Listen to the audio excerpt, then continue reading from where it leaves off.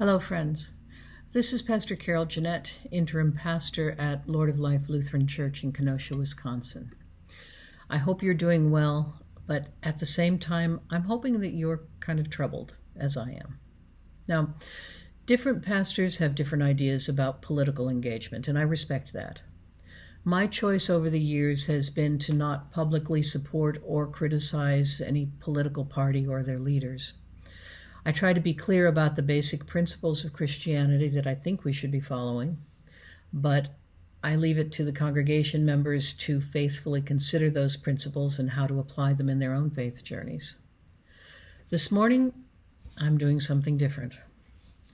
This morning, I awoke to a report about federal police in riot gear who used tear gas, rubber bullets, and flash grenades to disperse a crowd of peaceful demonstrators at Lafayette Square in Washington, D.C. And then President Trump walked through the square to St. John's Episcopal Church, where there had been a fire set by demonstrators a couple nights before. Not a large fire. He stood for a few minutes in front of the boarded-up church, holding a Bible in his hands.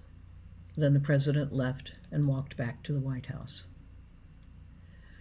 Using armed force, using violence to disperse people who were exercising a right given in this country and who were protesting the death of an African-American man at the knee of a police officer, that is bad. Now, some might justify those actions by saying that the demonstrators were obviously going to miss their 7 p.m. curfew.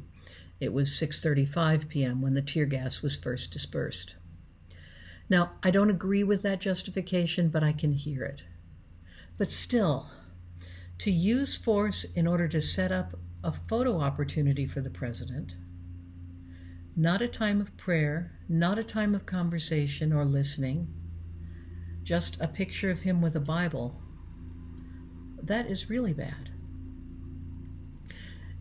For the leader of this nation to stand in front of a Christian church and use a symbol of the Christian faith in a way that condones violence and force is not right.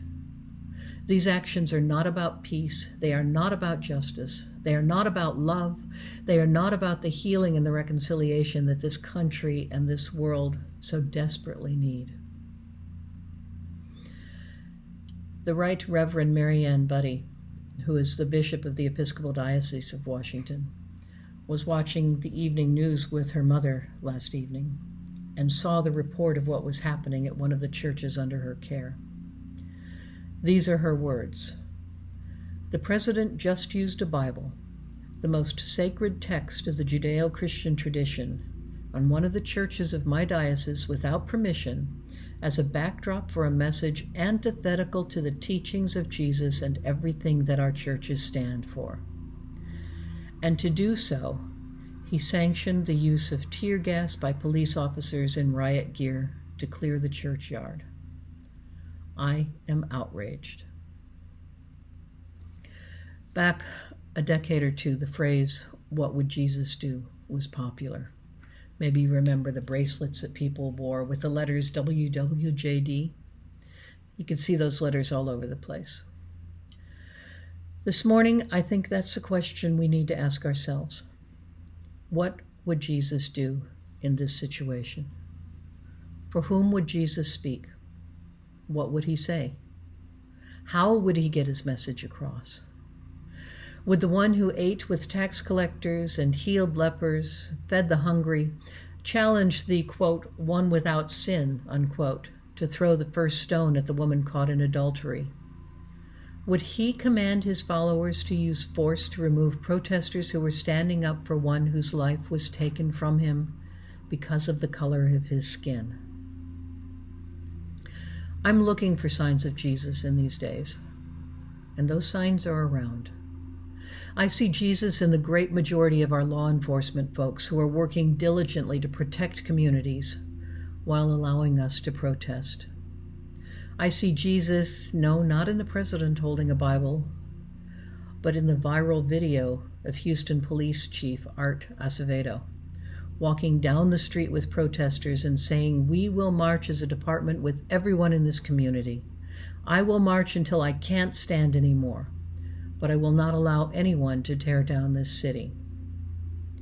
I see Jesus in people who are protesting racism and calling for shifts in a system that too often ignores, condones, or even promotes it. I'm absolutely positive that I'm going to see Jesus early this evening when I join protesters in the Justice for George peaceful march and rally organized by the Dominican Center for Justice here in Racine. Despite the coronavirus, I will be there in clerical collar and face mask. Why? Because I think this is what Jesus would do. Peace be with you, my friends.